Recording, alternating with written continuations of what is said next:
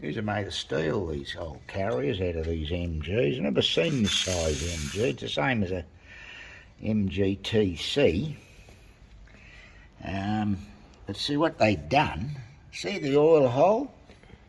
There and there. So they don't want to see these side gears seize up in these things. So they put holes, oil fed holes there. You got oil fed holes here going onto this back face. And even the pinion gears like old Land Rovers, see that? You've got drilled holes through there. Land Rovers used to even have a grind slot there so the oil would go around over that surface. So you've got a hole there, all the oil going through these gears, getting pumped onto the shaft so they stop them from seizing.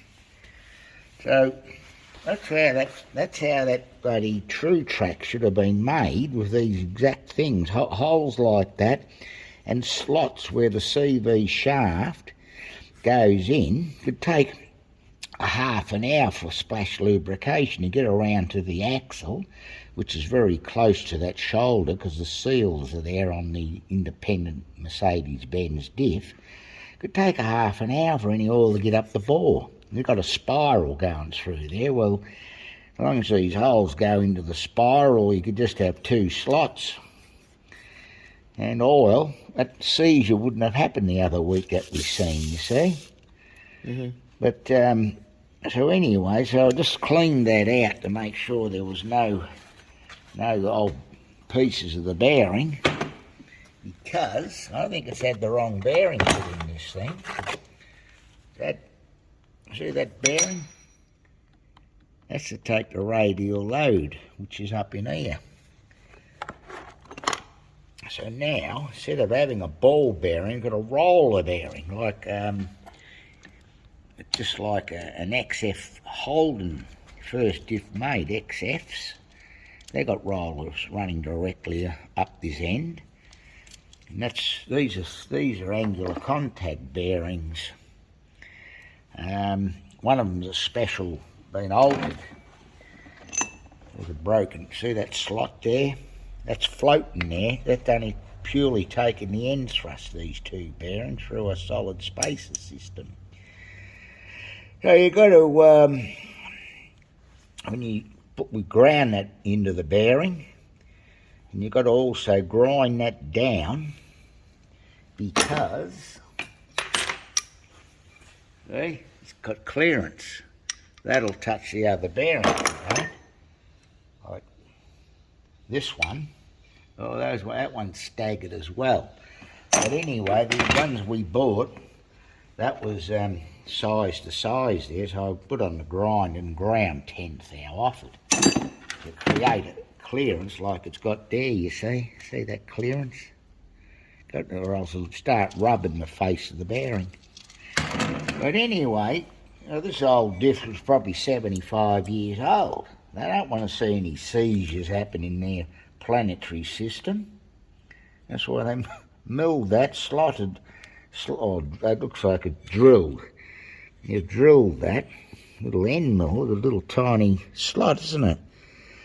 Mm. And they got it being fed from outside, so oil gets in there. Well, they used to make things properly years ago. They used to make things properly years ago. Well, they used to give it a bit more thought than a lot of this modern shit's made today. No one thinks. They start pushing their buttons on their NC or machining centres and NC lathes, and they start making 1,000 parts. They're all faulty. Mm. So they didn't want to fall into that trap. So that's why they did it properly. Anyway, we can put this thing together. Had a dirty old leather seal, this fucking old shit heap.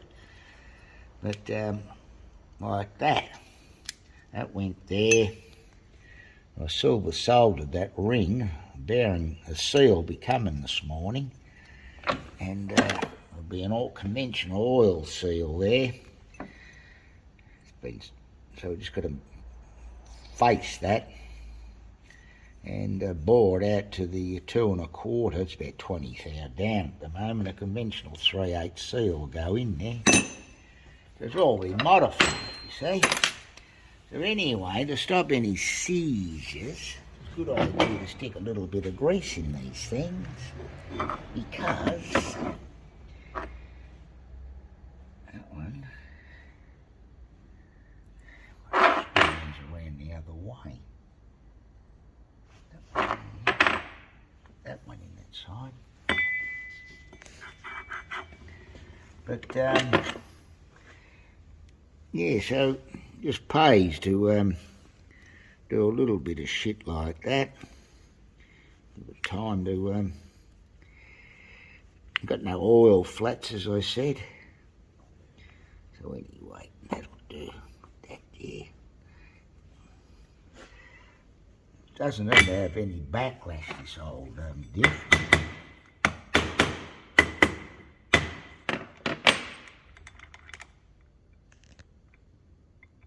Very little backlash in there. But, so, let me get this out of the way. Now, this has been marked, this thing, it's got stampings on there. So that one goes there. I put these spring washers on here. I notice the airy ends of these might be starting to bottom out. What have they got here? They've got two opposites, haven't they? Here.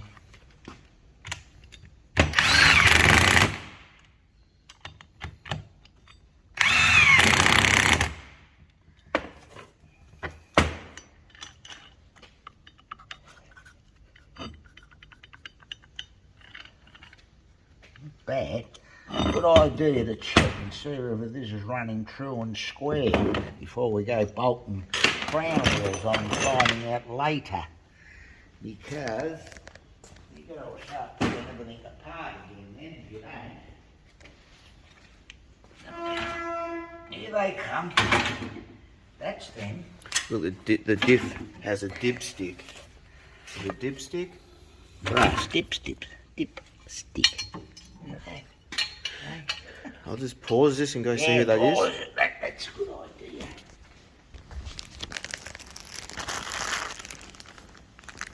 It was a oil seal. 2 oil seals.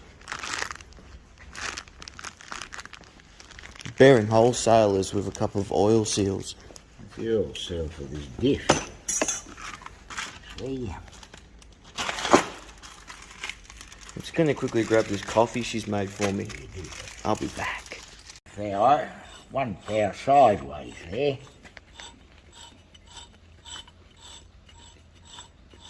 Pretty good. I tried it on the diameter. Well, we can easily do it again, I suppose. Not going to take long, is it, eh? So,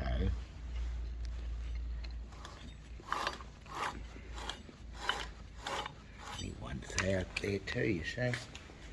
So, yeah, you know you're safe to continue the project on. A lot of people wouldn't even have a dial indicator, you know.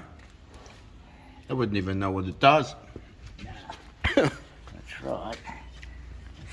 There's a bit, they're worn out, these bearings. So that one, when the thrust is that way, this bearing takes it. There's the shoulders there, back to front all this, ball bearing.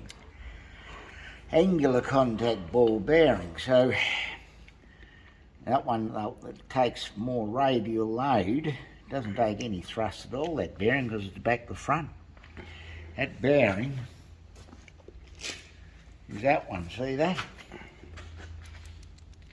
So take thrust. Well, it'll only take thrust that way, that way, centre, you see. Well, when that's happening, this is loaded up. That's taking the crown wheel thrust that way, and this one is really just doing radial load. It's a bit of a shithouse idea, that, because the bearing tends to run a bit loose. If the nuts wear, it's taken radial loading. If any slack in the bearings develops, the balls aren't running on a full circular half round. It's only a semi half round, and they don't like it. That's when they break down. There's got a bit of a noise in it, these bearings. You watch when I get this thing out. You'll see what I mean.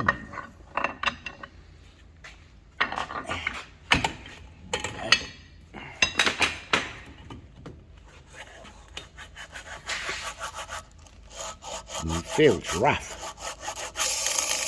It's a bit loose on the journals, you see. See that? There they are. These adjust through, just like an MGTC. It's the design. This one's a bit that way as well. But anyway, so what you've got to do, you've got to be very careful when you're adjusting all this diff. After you've got the right backlash, you've got to virtually take that pinion out or drop the crown wheel off and make sure they're not too tight. They don't like being tight like tapered roller bearings, these bearings. They blow up. So we know that's, so these are little locks.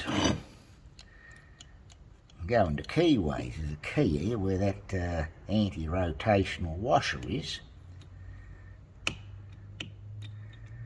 So we don't know where this backlash is until we put the crown wheel on.